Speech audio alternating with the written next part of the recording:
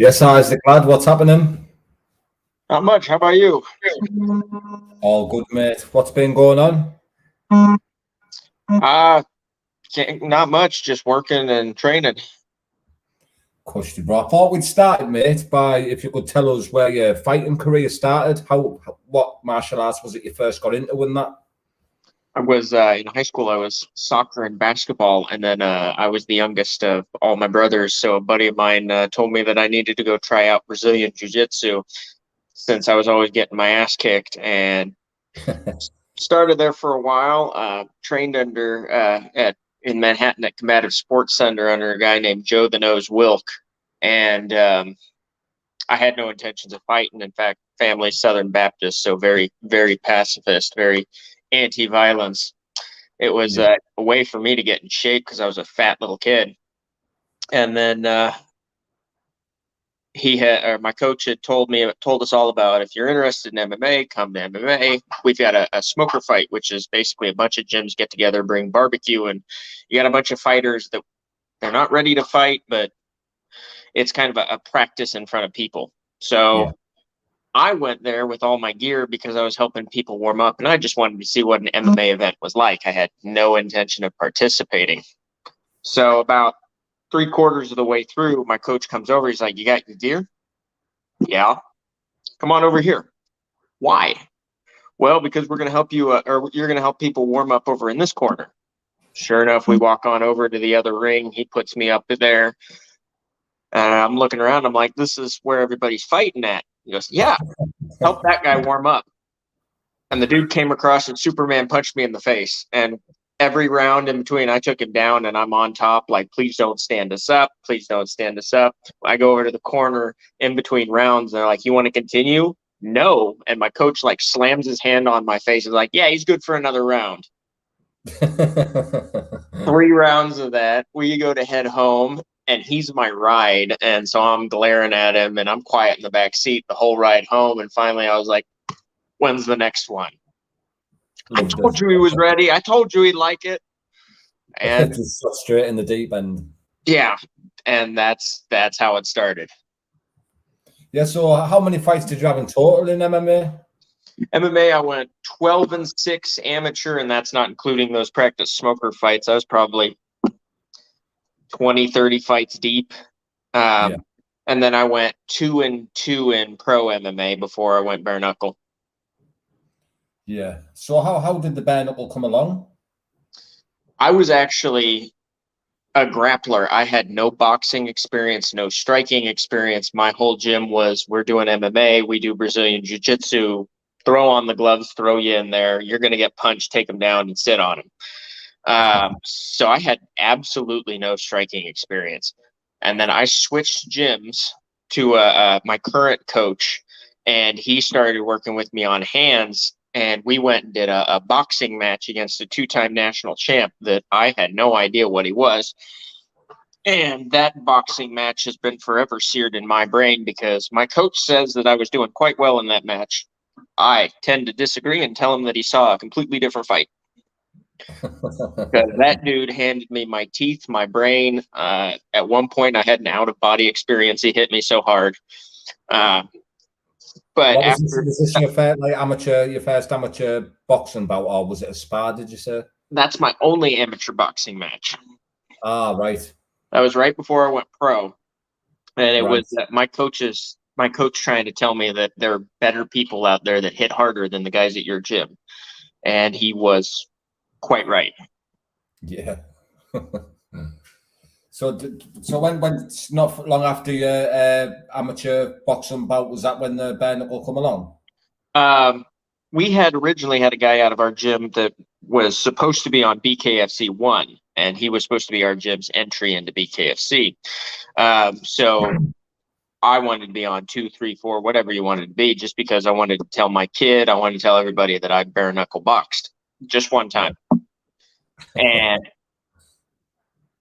he didn't show up. He ghosted the promotion, and they wouldn't look at our gym for the longest time. I actually am friends with one of the guys that used to work for the commission, and he now works for the BKFC. He got me my entrance, and that was probably about a year and a half after the boxing match. So I'd been doing boxing for about a year and a half, maybe 2 years. Yeah.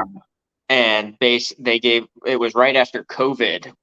Kansas actually had the first sanctioned fights after COVID out in the entire country. And BKFC set me up with a fight. It was the first bare knuckle in Kansas. It was there was a whole bunch of stuff, but it was the first sporting event after COVID. We were in this hot warehouse, 106 degrees outside. Can't imagine how much it was inside. And I fought a guy for shits and giggles to basically a hold my beer moment. And was that not Brandon Johnson, your first fight? No, that was John McAllister. He fought Chris Sorrow and a couple other people. Right. And BKFC, but he was my first fight. I knocked him out with an uppercut and a hook in the second round. And then we went to the tryouts, and I tried out. I hit mitts with Chris Lieben. Funny story on that one, but I hit mitts with Chris Lieben, and they gave me a contract. Most of the guys at BKFC, since I'm relatively reserved and quiet, most of the guys at BKFC wanted a couple other people to have contracts. Chris Lieben, I guess, was adamantly for me getting the contract because I was hitting the hardest on those mitts. Yeah. So thank you, Chris, wherever you are, for that bit of faith in me.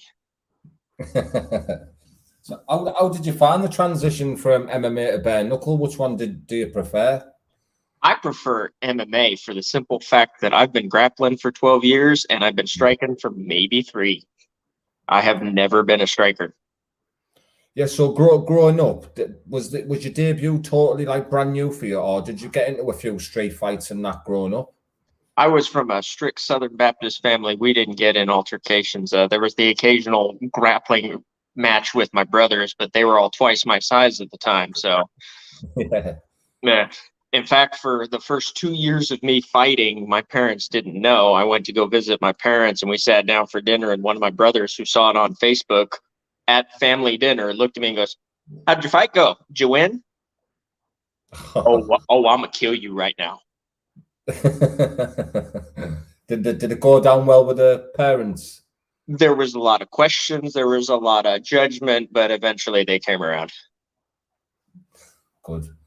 So you're 4 fights deep in the BKFC now? Yep. Obviously, the fight you've just said there, Brandon Johnson, Jay Jackson, and Jared Warren.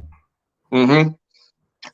The McAllister, I don't think counts because it wasn't directly through the BKFC. They may have set it up, but it was through a different promotion. Yeah, I couldn't find that fight on when I was looking earlier. Yeah, it was, like I said, it was in a warehouse. Like BKFC set it up, but the event was set up by Never Surrender. Right. I get you. And you've got a big fight coming up on the 15th of October with Mike the Marine Richmond. I do indeed. What do you think of Mike as a fighter? Mike's arguably, I've heard a lot of people say he's the pound for pound best bare knuckle fighter. I wouldn't go that far, but I think he's one of them. He's phenomenal footwork, amazing hands, great patience, high fight IQ, tough as nails. You can't say anything bad about the man. He's high caliber in every regard. Yeah. And how are you feeling going into this fight? Are you confident about the win? I mean, this is a fight. Any punch can throw it. I've got some good chances. He's got some good chances. We're going to see who's the best man. It's crazy because like your background, you come from like a quiet background. You've never been into trouble and things like that. It's how do you get into the zone for things like this? Like, is there a preparation or a certain thing you do to get in the zone for these fights? I've heard a lot of people say they get angry. I've heard a lot of people they have to get in some sort of zone. Mine is it's a giant game. We're not going in there to kill each other, but we are going in there to win. And if I got to hurt you to do it, that's the case. However, if I go down, that means the game's over. So I'm not going down. I want to play the game either all the way or I want to win. Yeah, of course. It's just crazy. Like, don't you get any type of nerves? Like, obviously, you get fighting nerves. I Everybody suppose. does. Anybody who says that they're in there and there's no regrets, they're lying to themselves. I can't tell you how many times I've been in the back and looked at my coach going, "Why are you making me doing this? This is stupid." I'm getting in a ring for a guy that wants to give me gross bodily harm. Why are you letting me do this? And he looks at me and goes, "All right, we don't have to do anything after this fight, but I'll ask you after the fight." Sure enough, win or lose doesn't matter. I'm like, "When's the next one?" Oh, I know. So do you find the nerves different to MMA though? Yes, the nerves for bare knuckle are a lot more intense because we're going at a faster pace and I can't grab you and take you down. So if I get hurt or if I get wobbled, I've still got to fire back. I can't grapple up, take you down, sit on you, and wait until my head clears. Yeah. So out of the 4 fights you've had now, bare knuckle, which one's been your best fight? The fight you've enjoyed the most? Fight I enjoyed the most was probably Jay Jackson because we had the best exchanges. He probably did the most damage to me. No, there's no problem. He did the most damage to me, and I was able to get inside, and we were able to exchange. Brandon Johnson, we kind of died out in the 3rd rounds. Both of us had so much damage done to each other. We just got so tired in the 3rd round. It was a much slower pace. Yeah. Jay Jackson, we hammered out all 5 rounds. It's now him hitting me sounded apparently like a baseball bat, and I did a lot of damage to his ribs and sternum and liver. Yeah, he's a top lad, Jay Jackson. I've spoken to Jay a few times. He's a lovely bloke. Oh yeah, he's a phenomenal guy. In fact, right after me, he fought Janowski, I believe, and just wiped the floor with him, knocked him down each round, and sometimes 2 in a round. Yeah, he's a great fighter, Jay Jackson is. Oh yeah. What's your future plans in the bare knuckle? Going to be doing bare knuckle if I win. I guess we're going for the title, whoever that is, or if this turns into a title, I don't know. The details are all fuzzy with what Feldman's going to do with this. Either way, I'm going to continue until I lose, and if I lose, then I'm probably going to go back to MMA. Like I said, this whole BKFC was a hold my beer moment. In fact, at the very beginning, I made the joke after I won the first one. My manager, he's a big dude, probably about 300 pounds. Told me that I was going to do bare knuckle, and I was like, yeah, on the off chance, what happens if I win? And he looked me dead in the face and said, if you win a title, I will come into the gym in an itsy bitsy teeny weeny yellow polka dot bikini. I'm not going to lie, that's a huge motivation because he's been my lifelong friend, and to see that much humiliation on that big of a man is going to be hilarious. Class. And I'm presuming you watched the BKFC London. I did. What did you think of that event? You guys can throw down. It was phenomenal. I thought some of the American fighters could hit. You guys can throw down. What was your favorite fights of the night, if you can remember them?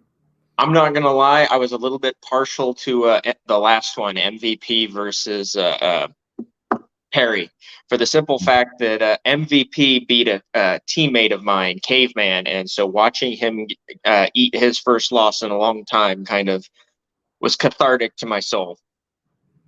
Yeah, of course. Bet that was a good one to watch. I was there live, to be honest, mate. The event was unbelievable. The crowd were unbelievable. It was quality. Would you ever love to fight in the United Kingdom? Yes and no. I wanted to go across the pond and do a few matches because those guys hit hard, they hit fast, and they've got wonderful technique. That would be fun to do. The issue that I have is you guys don't allow the clinch, from what I've heard, and that is a big part of my game because I have a 63-inch reach, and everybody in my weight class has about a 77-inch reach. Yeah, you can clinch. You can clinch in the BKFC in the UK. Oh, I think it was just the BKB and the BYB that they take clinch. Oh, yeah, I don't think you can clinch in BKB, but you definitely can clinch in like the BKFC over here. Yeah, I'll happily fight over there if I can do that because I got short little arms. I got to keep them nearby somehow. So the 185-pound division, are your plans to stay in that division? Oh yeah. I used to cut to 170 for MMA, and I had so many people back out of fights last minute that it was just too hard on the body. I think I walk around at like 193, so I'm only 8 pounds off weight. It's not worth sacrificing my health, especially since I'm usually stronger than my opponent as it is. Yeah, and you make the weight easy without killing yourself. Mm-hmm. Cushy. So before we wrap it up, mate, is there any sponsors or shout outs you'd like to give a big up to?